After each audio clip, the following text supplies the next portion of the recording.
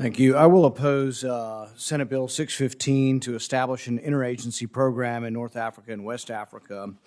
The bill states rather blandly and without proof that it is in our national security interest to be involved in Africa to the extent that we will be appropriating resources, we will be checking violent extremism, we will even be monitoring media. We have trouble even monitoring violent extremism in media in our own country, much less in Africa. It also says we're going to enhance border security. It seems like we've got our own sort of border problems we might want to pay attention to before we decide that we're going to take care of the border problems in Africa.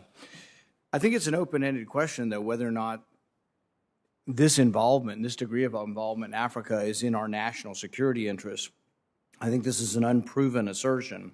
I think the burden should be on those who want to get more involved in Africa to prove, one, that it works, our involvement in the past, and two, that the violent extremists there are a threat to our U.S. national security.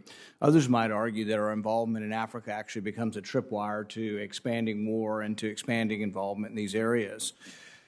The concern I have about this bill is that we presume that we have solutions to a complex, interrelated series of regional conflicts and long-held rivalries, some of which go back decades and longer.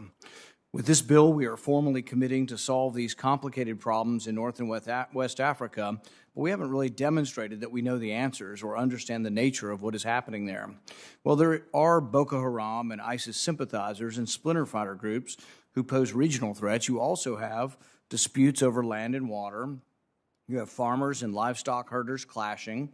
2 years ago, we lost 4 soldiers in Niger who were chasing a goat herder. Was that a vital interest in Niger that sent these brave young men to their deaths? Should anybody ask these questions? Why we were chasing this goat herder? Was this goat herder a threat to our national security? You have transitional governments that come and go. You have pockets of ungoverned territory surrounded by more stable territory. You have armed counterterrorism groups acting in self-defense. Can we presume to know who the good guys are and who the bad guys are in these religious disputes and territorial disputes? The French have been there, the Europeans have been there, now we're there. The complicated warfare, the complicated clan warfare of Somalia is often the norm in Africa. In Somalia, you have al-Shabaab, but you also have factions like Puntland, Jubaland, the Galmudug, the Popular Resistance Movement, and the Transitional Federal Government. They control different parts of the country, assert different levels of autonomy, but also come from overlapping tribes, clans, and subclans such as Hawiye, Rahanwe, Habar Gadir. Some of the factions consist of only one tribe, and other factions are made up of many tribes and clans. Can we really presume to know who is best to rule Somalia and that we have the answers for Somalia? You would think after the disaster that was Mogadishu, the United States would have learned its lesson there, too. But no, we're still there with U.S. soldiers 20 years ago. 20 years later, this bill doesn't specifically apply to Somalia, but it's the same sort of story throughout Africa. Messy wars, messy clan warfare, messy tribes, where I don't know that we can really presume to know what's best. I think we're kidding ourselves if the United States presumes to know which faction supports the ideals of a Western republic. To reduce these complicated histories in the region to a matter of eliminating terrorism oversimplifies the nature of the problems there. But it also obscures the fact that many of these groups pose no immediate threat to Americans here at home. We have a significant military presence in Africa. A recent report says we have 6,000 troops in Africa. No one's given an authorization for use of force. And I do appreciate that an amendment I offered will be included in this to make clear that this bill does not authorize the use of force. However, there's a whole lot of references to their military, our military, and support, and you can see how it quickly morphs into any administration that wants to use military force will point to this as support for whatever they choose to do. I think we need to go further in trying to not eliminate or dumb this down to 2 solutions, that we have to fight everywhere or otherwise terrorists will overrun us. I think it's a false choice. It's a justification for perpetual war. It is precisely that mindset that keeps us bogged down in Afghanistan. I mean, this talks about, making sure girls get an education and things like this. Admirable qualities, but are we really going to send our soldiers into every country in the world to make sure that girls get an education? Is it feasible? Is it possible? Is it something we should be asking our soldiers to do?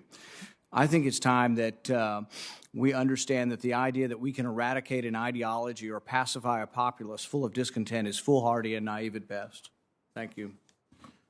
I thank the senator. I am glad he recognized that we included his amendments.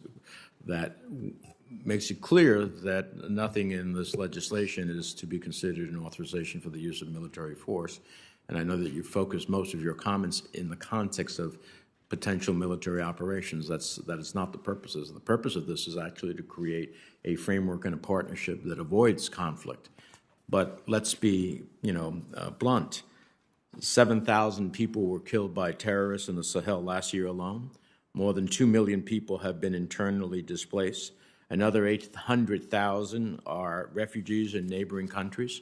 It may seem a long, far place away, but the reality is that these types of challenges, unabated, will ultimately end up as real national interest and security questions for the United States. So what the Senator Risch and I have done, and this is building also on Congressman McCall, which passed this legislation, we passed this legislation in the last Congress, are doing is to create a framework where between our efforts on USAID and diplomacy and democracy and governance issues and health issues, that we can hopefully avoid the conflict so none of our sons and daughters have to go. I appreciate the senator's real concern in that regard, and I would just simply say, but I see the legislation as avoiding that possibility.